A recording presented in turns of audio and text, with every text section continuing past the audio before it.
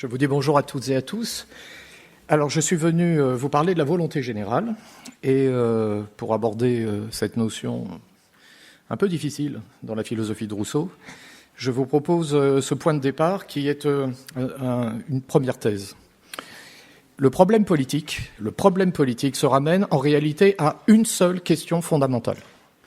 Quand on s'interroge sur la question politique, il y a une question que l'on doit être à même d'affronter. Cette question, c'est comment on fait pour faire un ?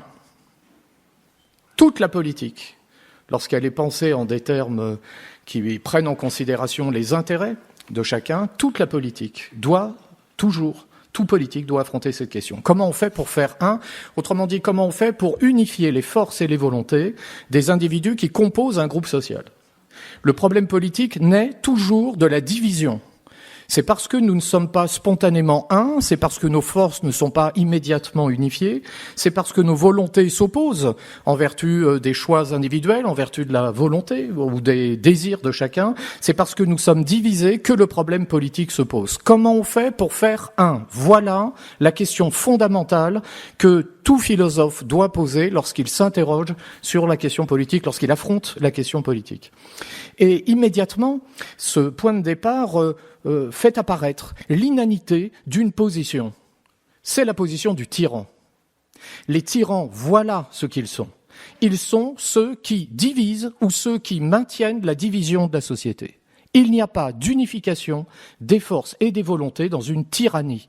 La tyrannie oppose les hommes. Et les tyrans assoiffés de pouvoir s'appuient sur la division de la société et sur la division des corps politiques. Ils jouent là-dessus, mus par leur insatiable avidité, ils sont sans cesse à la recherche d'un pouvoir grandissant. Tout est bon pour eux. La division de la société, mais aussi évidemment la conquête, la guerre qui permet de produire quelque chose qui est une pseudo-unité qui ne passe que par la terre. Rousseau fait remarquer que les rois de France ne se disaient pas rois des Français, mais rois de France, parce que celui qui tient la terre tient les hommes. Je vous laisse méditer la chose.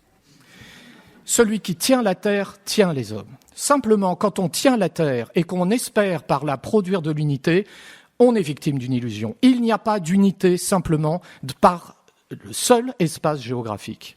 Alors, une fois qu'on a dit ça, si le problème politique, c'est l'unification, si l'obstacle à la question politique, c'est la tyrannie, alors il ne peut y avoir d'unification d'un groupe social telle qu'une société soit engendrée, il ne peut y avoir une telle unification que par la volonté de ceux qui, précisément, constituent l'ordre social. Il ne peut pas y avoir d'unification qui vienne de l'extérieur, par la contrainte d'un homme ou d'une assemblée. Il ne peut y avoir d'unification que par la volonté de ceux qui constituent le corps politique. Autrement dit, l'unité politique ne peut procéder que d'un pacte, puisque c'est une volonté, et plus précisément d'un pacte d'association, puisque association signifie production d'une unité. Societas, en latin, signifie association. Et il n'y a pas de société en dehors d'une unification. Et il n'y a pas d'unification en dehors de la volonté de ceux qui composent l'ordre social. Par conséquent, il n'y a d'unification de la société, de société véritable, que par un pacte d'association. Mais attention, un pacte d'association qui ne bénéficie pas à un tiers, qu'il s'agisse d'un homme ou d'une assemblée, comme le croyait Hobbes. Hobbes soutenait que le contrat social est un pacte d'association, mais que ce pacte d'association, je vais y arriver, devait se faire au profit d'un tiers, d'un homme ou d'une assemblée qui, bénéficiant du contrat, unifiait par sa volonté même les forces et les volontés des individus qui composent la société. Il y a là une illusion. Lorsqu'un tiers bénéficie d'un pacte d'association, ce tiers-là bénéficie d'un pacte dont il n'est pas partie prenante. Autrement dit, il détient un pouvoir absolu, parce qu'il n'est pas engagé par le pacte. Alors, absolu ici, entendez un pouvoir irrésistible. Donc, à la division de la société, si l'on oppose une association au profit d'un tiers, à la division de la société, on oppose, dans le fond, une société d'individus atomisés, soumis à la volonté d'un homme ou d'une assemblée. La position de Rousseau dans le contrat social consiste à penser une unité réelle. C'est le cœur de la philosophie, ça. Comment on fait pour faire un ? Comment on fait pour produire de l'unité réelle ?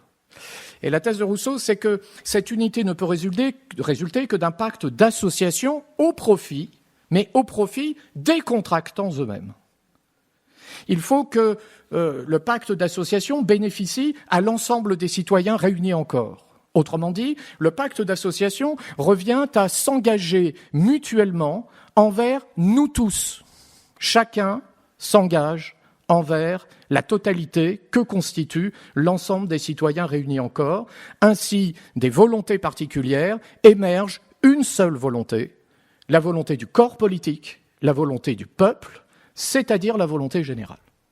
Il n'y a pas d'unification possible de la société en dehors d'un pacte d'association qui soit tel que chacun s'engage à n'obéir qu'à une seule volonté, la volonté générale. Le citoyen n'obéit pas à la volonté d'un homme, il n'obéit pas à la volonté d'une assemblée, il n'obéit pas à la volonté d'un tiers, il obéit à la volonté générale, ce qui revient à dire qu'il s'obéit à lui-même. C'est ce point qu'il faut clarifier. Et c'est là que le concept de volonté générale chez Rousseau est un concept un peu rugueux, un peu difficile. Parce que qu'est-ce que la volonté générale ? Comment une pluralité de volontés peut-elle faire surgir une seule volonté ? Comment est-ce possible ? Alors souvenons-nous de l'enseignement de Descartes. Pour bien penser, nous dit Descartes, il faut penser clairement et distinctement. Autrement dit, pour bien penser, il faut commencer à distinguer l'objet que l'on cherche à penser de ce qu'il n'est pas. Pour bien penser la volonté générale, il convient donc de commencer par voir ce qu'elle n'est pas. Et elle n'est pas une simple somme. La volonté générale ne peut pas être la somme pure et simple des volontés particulières. Pour une raison évidente. Si je fais la somme des volontés particulières, je n'obtiens pas la solution au problème politique. Ce que j'obtiens, c'est le problème politique. Puisque précisément, je soutenais à l'instant, que le problème politique se ramène à une seule question, comment on fait pour faire un, et puisque la division de la société procède du fait que les volontés des individus ne s'harmonisent pas spontanément. Donc, si je me contente de faire la somme des volontés particulières, j'obtiens un agrégat. J'obtiens une somme qui est une juxtaposition de volontés contradictoires. Donc j'obtiens le problème politique. Je n'obtiens pas sa solution. Bon, je sais pas, par exemple, si je fais la somme de la volonté de celui qui veut augmenter les impôts avec la volonté de celui qui veut diminuer les impôts, vous voyez bien que, d'autant que celui qui veut l'augmentation des impôts veut l'augmentation des impôts qu'il ne paye pas, en général, et il veut l'augmentation de l'impôt qu'il ne paye pas, et celui qui veut la diminution de l'impôt veut la diminution de l'impôt qu'il paye. Donc ici, c'est l'intérêt particulier qui détermine la volonté de chacun. Donc si je fais la somme des volontés, j'obtiens bien le problème. Non, la volonté générale n'est pas une somme de volontés particulières. Une telle somme donne une vision erronée de la démocratie. Vous voyez, le peuple, c'est pas une somme de volontés. La somme des volontés, c'est une somme simplement quantitative. Platon, vous voyez ça très bien dans La République, lorsque Platon critique la démocratie, il critique ces démocraties qui ressemblent à ces étoffes constituées de fils multicolores. Ça donne une espèce d'étoffe agréable à regarder au premier abord. Mais ces étoffes-là n'ont pas la qualité des étoffes qui donnent à voir quelque chose qui possède une unité réelle. Pour prendre une métaphore, l'étoffe multicolore, elle est jolie, mais l'œuvre du grand maître qui peint une toile 2 mètres, c'est pas une somme de couleurs. C'est pas une juxtaposition de couleurs livrée au regard de manière arbitraire. Donc la cité, si c'est une somme simplement d'intérêts particuliers, de volontés particulières, si c'est ça la cité, si c'est ça la démocratie, elle n'est rien d'autre que l'antichambre de la tyrannie. Et oui, si la démocratie est une somme, et si il faut se contenter de compter, et si c'est la majorité qui décide, ça signifie que la minorité devra se soumettre à la majorité, ce qui revient à dire que la loi du plus fort règne dans cette cité en maîtresse. Donc la démocratie, ça n'est pas la majorité. La démocratie, c'est pas la volonté du plus grand nombre. Ça, c'est la volonté d'une foule. Et une foule n'a pas d'unité. La démocratie, c'est la volonté du peuple. Et le peuple n'a qu'une seule volonté. La volonté générale, dont on vient de dire qu'elle n'était pas une somme de volontés particulières. Alors, nous voyons ce qu'elle n'est pas. Mais alors, c'est quoi cette volonté ?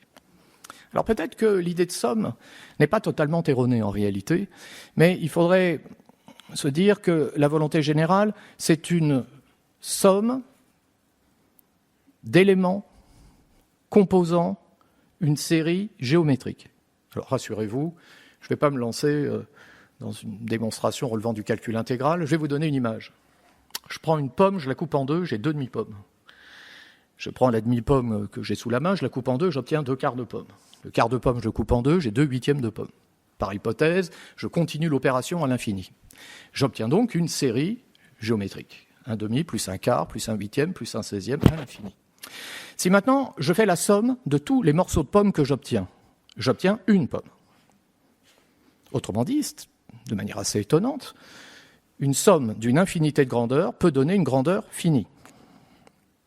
Si ces grandeurs sont ordonnées selon une suite géométrique telle que celle que je viens d'énoncer à l'instant. Un demi, plus un quart, plus un huitième, plus un 16e, etc. Imaginez à présent que chaque grandeur que je viens d'énoncer soit une volonté particulière. L'intégration, l'intégrale, la somme de toutes ces grandeurs donne 1. Autrement dit, une volonté peut résulter d'une infinité de volontés toutes différentes. C'est possible. Disons les choses de manière plus immédiatement compréhensible peut-être. La volonté générale, c'est ce qu'il y a de commun entre toutes les volontés particulières. Ce qu'il y a de commun. Rousseau nous dit dans la première version du contrat social que c'est un acte pur de l'entendement qui résonne dans le silence des passions sur ce que l'homme peut exiger de son semblable et sur ce que son semblable peut exiger de lui. Ce qu'il y a de commun entre toutes les volontés particulières, autrement dit, ce qu'il y a d'universalisable dans la volonté de chacun. Donc la volonté générale n'est pas simplement une volonté extérieure à l'individu, elle est déjà présente en chacun, puisqu'elle est ce qu'il y a d'universalisable dans la volonté de chacun. Je prends un exemple. Nous constituons, par hypothèse là, un corps politique. Ce n'est pas simplement une assemblée venue assister à une conférence, nous constituons un corps politique. Je ne suis pas l'orateur, vous n'êtes pas là pour m'écouter, nous sommes des citoyens égaux et je prends la parole devant l'Assemblée pour informer l'Assemblée d'une réalité. À côté de nous, il y a un corps politique qui s'est organisé et qui va nous faire la guerre. Ah, il va nous faire la guerre. Hein, on est bien renseigné, il est équipé. Hein. Et donc, je propose à l'Assemblée que nous nous organisions pour sauver nos vies, nos libertés et nos biens. Évidemment, si nous sommes réunis aujourd'hui, comme membres d'un corps politique, c'est pour une seule raison, sauver nos vies, nos libertés et nos biens. Donc si je soumets à l'Assemblée ce projet qui consiste à s'organiser pour défendre nos vies, nos libertés et nos biens, la volonté que j'exprime n'est rien d'autre que ce qu'il y a d'universalisable dans la volonté de chacun. On est d'accord. Maintenant, je fais remarquer à l'Assemblée que les caisses de l'État sont vides et que par conséquent, il faut lever un impôt pour nous donner les moyens de nous organiser afin de sauver nos vies, nos libertés et nos biens. Je soumets donc à l'Assemblée cette proposition. Nous allons lever un impôt exceptionnel permettant d'organiser notre défense afin de sauver nos vies, nos libertés et nos biens. La volonté générale. Ensuite, l'Assemblée est dissoute et nous rentrons à la maison. Et nous recevons la feuille d'impôt. Et là, nous trouvons, non plus en tant que citoyens, cette fois, c'est-à-dire en tant que membres actifs du corps politique, mais en tant qu'hommes ou que femmes, individuels, nous trouvons quand même que l'État y va un peu fort et que l'impôt est un peu élevé. Donc, la volonté générale, c'est la volonté porteuse de ce qu'il y a d'universalisable dans la volonté de chacun, c'est-à-dire la volonté que chacun a en tant que membre du corps politique, participant à l'Assemblée dans laquelle il va dire publiquement ce qu'ils pensent en des termes tels que ce qu'ils disent vaut pour tous. Parce que si la majorité vote que la minorité qui est là devra se jeter par la fenêtre, ce ne sera pas la volonté générale.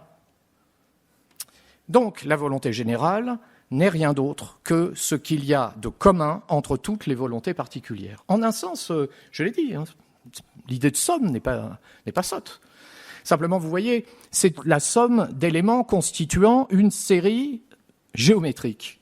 Tout à l'heure, j'évoquais Platon qui critique la démocratie entendue simplement comme somme de volontés particulières.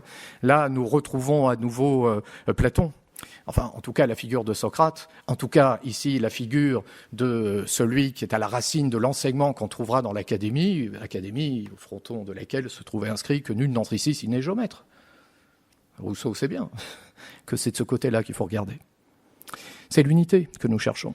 Lorsque l'on est républicain et lorsque l'on est démocrate, ce que nous cherchons, c'est le surgissement dans le monde d'une volonté qui est une volonté qui vaut en droit pour tous ceux qui constituent le corps politique. La conséquence, c'est que si la loi émane de la volonté générale, alors chacun, en obéissant à la loi, évidemment, n'obéira en fait qu'à lui-même.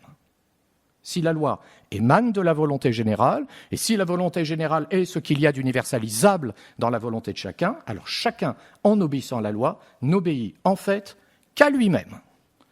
De sorte que, dans la République ainsi constituée, chacun est libre. Vous remarquerez aussi qu'il n'y a pas d'unité possible dans la République sans la liberté. Là où il n'y a pas de liberté, il n'y a pas d'unification possible de la société. Donc, il ne s'agit pas de se demander comment on fait pour qu'un peuple soit libre. Parce que là où il n'y a pas de liberté, il n'y a pas de peuple. Là où il n'y a pas de liberté, il n'y a pas d'unification. Là où il n'y a pas de liberté, il n'y a qu'une juxtaposition d'individus préoccupés de leur sort particulier, juxtaposition qui n'est rien d'autre qu'une division de laquelle se nourrissent les tyrans. Alors, j'évoquais la figure du tyran au début de mon propos comme l'antithèse de l'unification de la société. Je suis passé rapidement sur cette figure parce que le jour où j'aurai besoin de philosopher plus de 3 minutes pour arriver à faire surgir l'idée que la tyrannie est illégitime, c'est que vraiment il y aura le feu. C'est que vraiment il y aura le feu. Il n'est pas nécessaire d'être philosophe pour savoir que la tyrannie est la maladie de la société. Pas la maladie ou l'incendie de la société. Rousseau propose une belle métaphore. Le tyran ne produit pas d'unité et lorsqu'il disparaît, son empire après lui reste épars et sans liaison, éparse et sans liaison. Hein. Et il est comme le chêne qui tombe en un tas de cendres après que le feu l'a consumé. Hein. Le tyran, c'est le feu qui consume le chêne, c'est le peuple, c'est la liberté. Le tyran, c'est le feu qui détruit les peuples et qui détruit la liberté. Et donc, de l'enseignement de Rousseau, d'une pensée adéquate de la volonté générale, on tirera cette idée centrale, il n'y a pas d'unification en dehors de la liberté, il n'y a pas de peuple qui ne soit un peuple libre, il n'y a pas de peuple véritable qui ne soit un peuple vivant démocratiquement, c'est-à-dire librement, et par conséquent, il faut traiter les tyrans comme ils le méritent, c'est-à-dire avec le mépris que méritent les fripons. Vous voyez ? Et les tyrans doivent toujours être combattus et pourchassés comme on combat et comme on pourchasse les criminels. Et je vous souhaite une bonne fin de journée. Au revoir.